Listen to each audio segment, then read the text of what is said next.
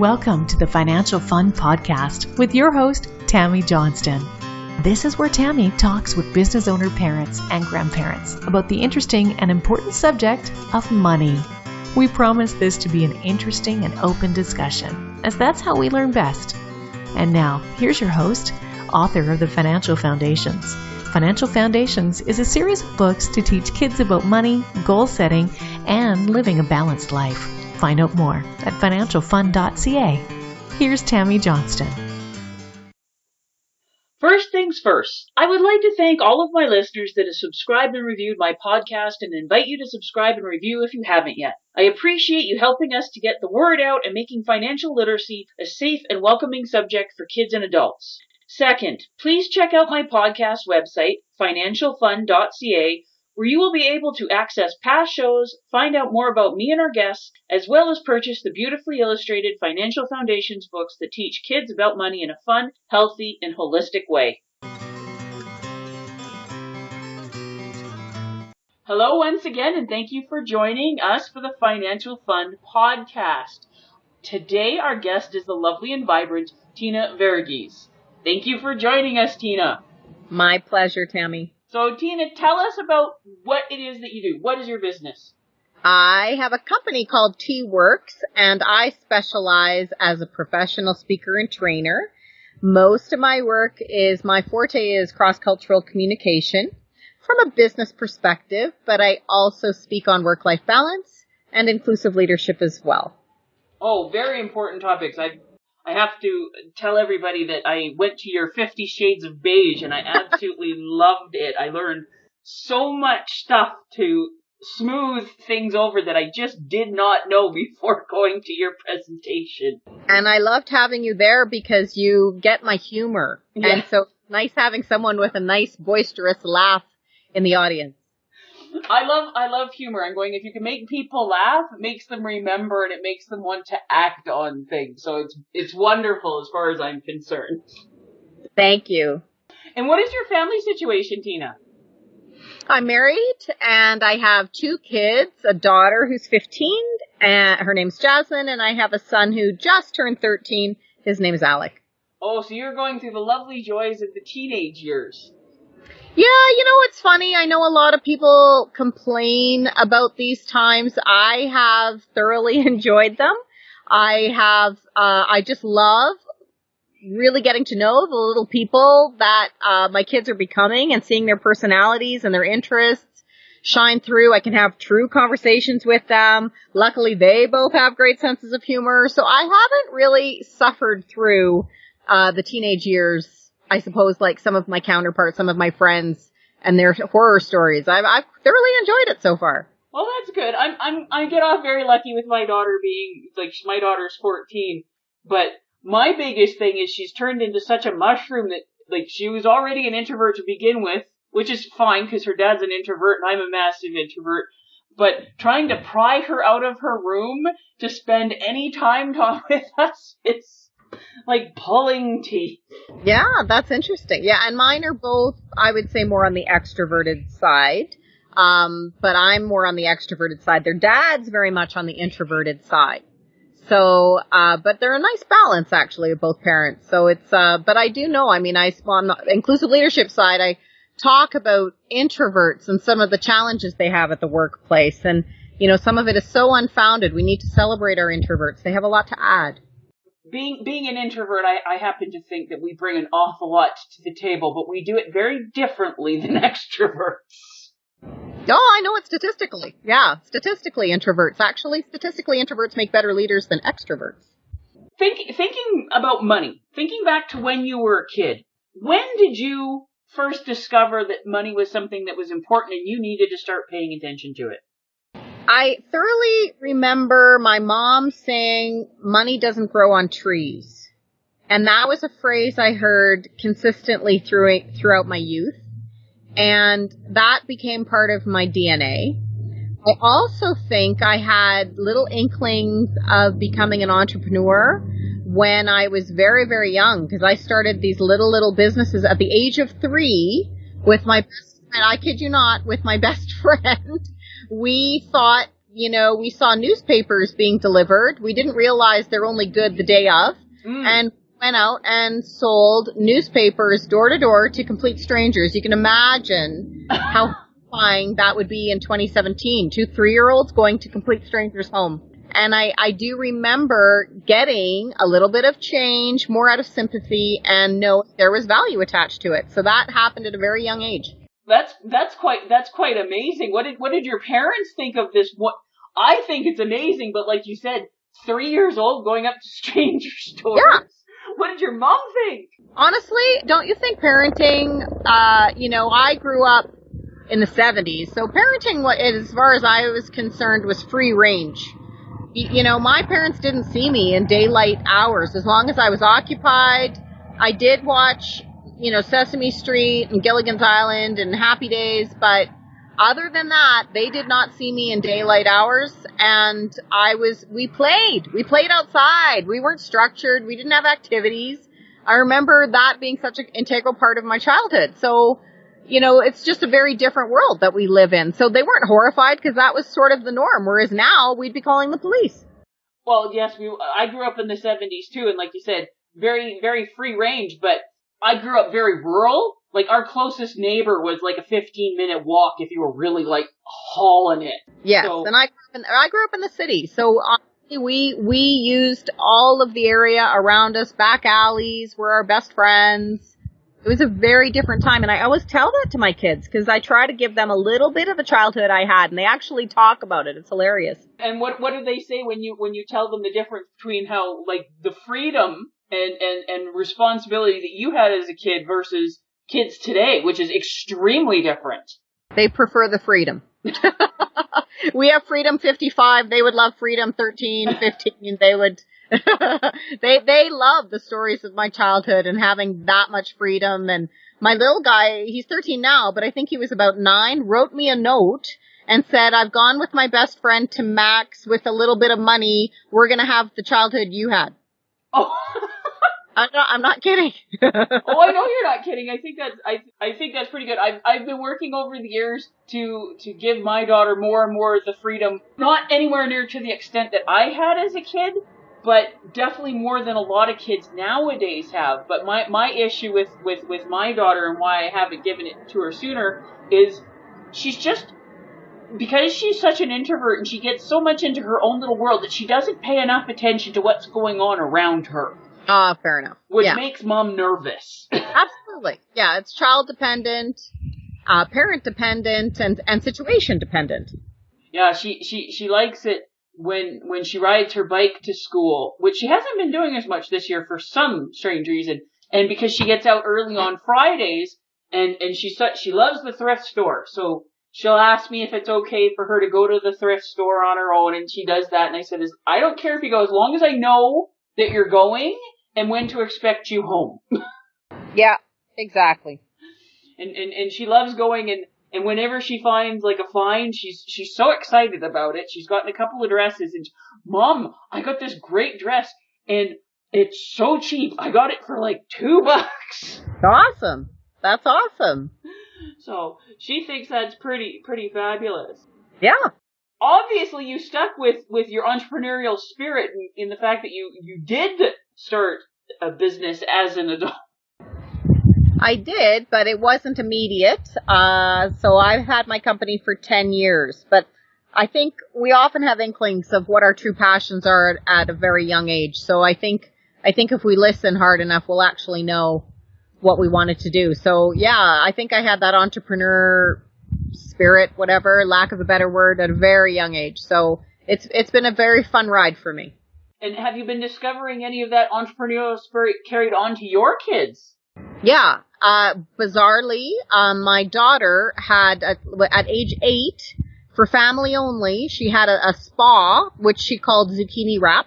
Oh.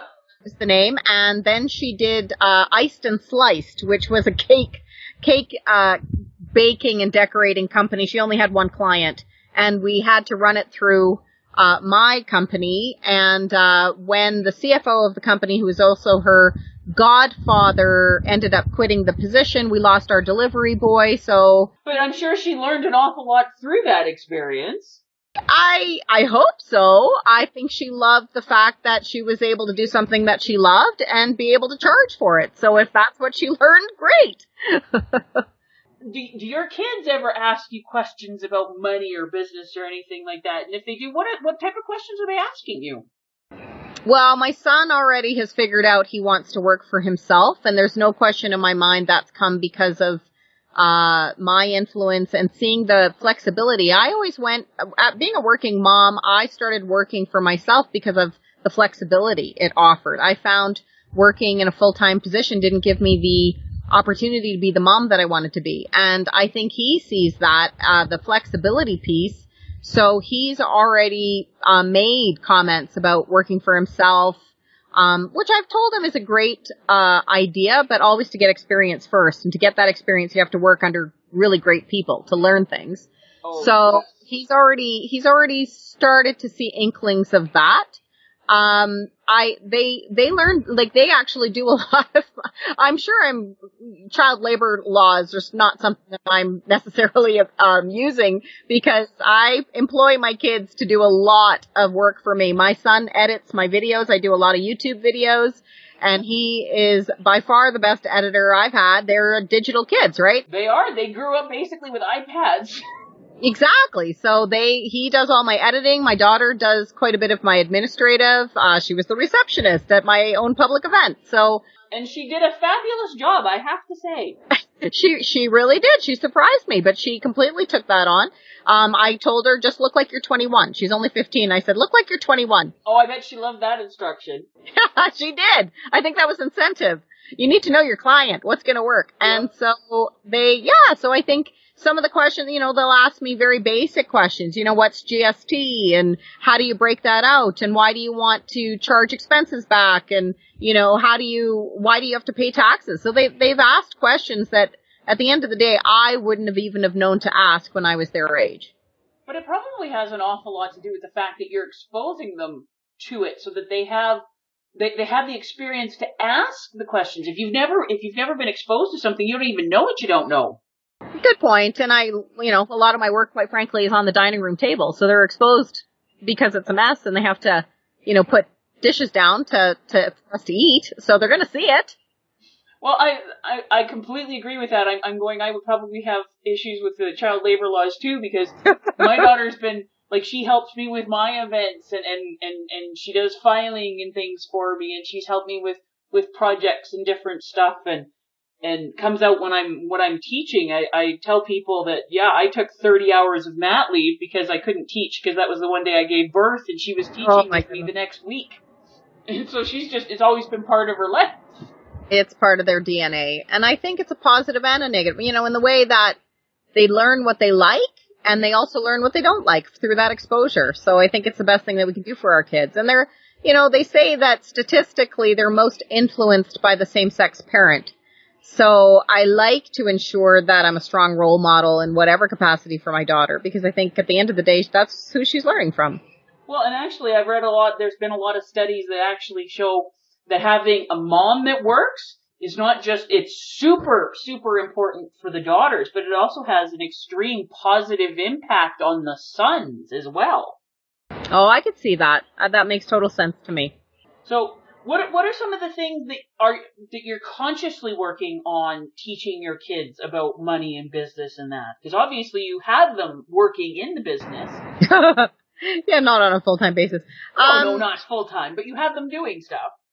Yeah. One thing I think that both my husband and I have probably drilled into them, and I think it's partially how we were raised as well as the era we were raised, is not just managing debt, but banishing debt. Debt's sort of in some households, I think it's probably part of the norm. It's not part of the norm in our family. So they're very well aware of credit card debt, paying off credit cards in full every month, being very conservative with their money, understanding the importance of savings, but at the same time, I'm not a big believer of just being a squirrel. Like, you have to enjoy life at the same time. So understanding a need versus a want. So those are some of the things that we talk about. And I have a very open relationship with my kids. So, I like for example, I literally just got a speeding ticket. Okay, my third one in probably the last 6 months. A real speeding ticket or one of those nasty, pointless cash grabs known as photo radar? Pointless cash grabs that somehow they seem to, I think they know my car at this point. And I was just saying to the kids, I'm like, this is a life lesson. This is, after tax money that I am throwing out simply because you weren't paying attention to where they were set up. But it's also, I'm like, gosh, that's money right out of my pocket. Like, this is crazy. And at the end of the day, the why behind it is I'm often running late. So the bigger lesson here is, hey, why not just be 5 minutes on time so it's not costing me stress and financial fun. So right there and then, I have no issues telling my own kids where I've screwed up. Yep. Because they can learn from that. Well, they do. They pay attention and they see all this stuff. They see it and they watch me write the check and complain and swear under my breath. So, yeah. Photo radar is a big conversation in our house because we absolutely hate it. It's very rare that we ever get hit with one because we just pay attention. But I'm going, has nothing to do with safety. It's just them setting up a cash register on the side of the road because it makes lots of money for them. I'm clearly not paying attention, and I am funding our city's most of our services at this point. Kid you not. Well, thank you for doing your part then. Yeah, I'd like to decrease doing my part. Well, let's do your part in different ways, okay? And do you find that there's anything different about how you go about dealing with the kids with money than from your husband? So my husband and I, this is quite funny, we are very much on the same page when it comes to money. He is an accountant by trade. Oh my. And so I think when you're an accountant, there is a different DNA in there. So I found out after we got married that if I wasn't, fiscally responsible, most likely we wouldn't have gotten married. Yep. Because it's such an ingrained part of him. Definitely from a professional perspective as well as from a personal perspective, how he was raised. So I wouldn't say we're too off base in terms of how we've raised the kids when it comes to the importance of money and saving it. I probably spend more than my husband does. I'm certainly not a spender, but I would say sometimes I think, he probably doesn't have as much fun as he probably can afford to have because, he's saving for rainy day. I'm like, you're not a squirrel. Like we need, you got to live as well. So I think there's a really fine balance, but I'm not a big believer of spending outside of your means. I think that's, very key is to really create a budget for yourself, be aware of your budget, and, at the same time, make sure you're having a lot of fun, but living within your means is so very important. I've seen too many of my good friends suffer. It causes a lot of stress, and a lot of that can be mitigated, I think. Well, and what I found through the years working with people, it's not that they don't mean to, but they're just so busy and they're so unaware that they don't even know what all is going on or that they are spending outside of their means because they never pay attention to what the means and what the actual outgo is.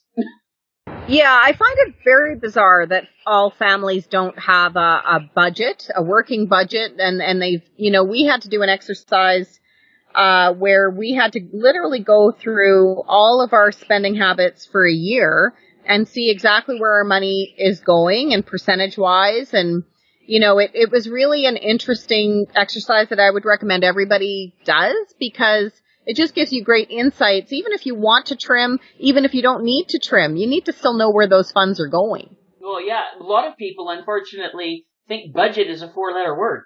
Yeah, no, it's very strange to me. It is strange, but it is, I think partially it was how I was raised as well. Well, which is a good thing, and I explain to people, no, budget is like, it's the foundation piece. The budget is what helps you get ahead and all of this stuff, and it's not complicated.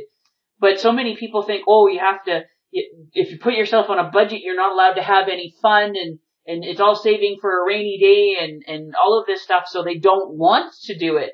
Where when they actually sit down and go through it, it's actually very empowering. Absolutely. I think it gives you control over your funds and almost permission to do the things that you want to do because you've been fiscally responsible. Well, yeah, and it allows you to plan, like, where do you want to go, and it eliminates so much stress.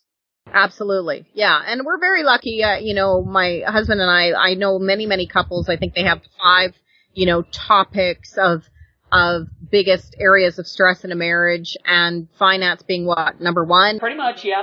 Yeah. And it's one area we don't actually fight on because A, we're on the same page, but B, I think, we do understand the importance of a budget and definitely living within our means. And that doesn't mean not having fun. We certainly go on vacations. We certainly go out with friends. I like to go to restaurants and plays, etc. But at the same time, I have no issues watching Netflix and eating microwave popcorn as well. Yeah, it's all, like you said, keep saying, it's all about the balance. So to finish up here, if you could make sure that your son and daughter know 3 things inside and out when it comes to money for when they move out of the house, what are the 3 things you want them to learn? I would definitely say number 1 is manage your credit card debt or nullify it. Don't, if you can manage your debt, obviously, some kids are going to be in positions of student loans, etc. So some of it is, you can't necessarily escape, but to at least be aware of it and understand how you're going to manage that debt would be probably number 1.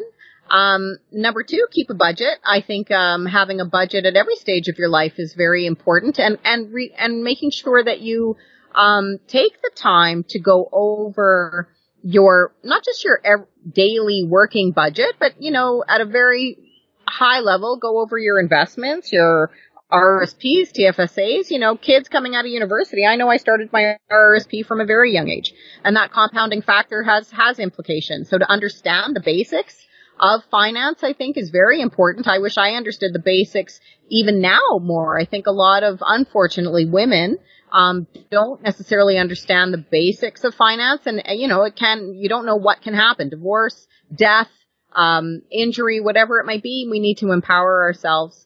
And lastly, be responsible. Have some fun, but ensure that you're balanced as well, and not just from a fiscal perspective, but in a life perspective. Oh, those are absolutely excellent things. So thank you so much for taking the time out of your busy day in order to chat with us. My sincere pleasure, Tammy. Anytime. All right. You have a great day. Thank you. You too.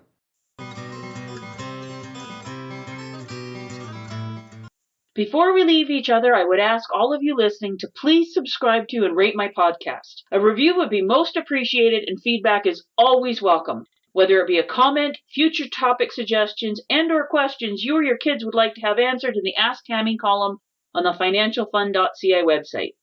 Please feel free to check me out on Facebook at Financial Foundation's Children's Books, on Twitter at Financial Fun, and Instagram at financial.fun.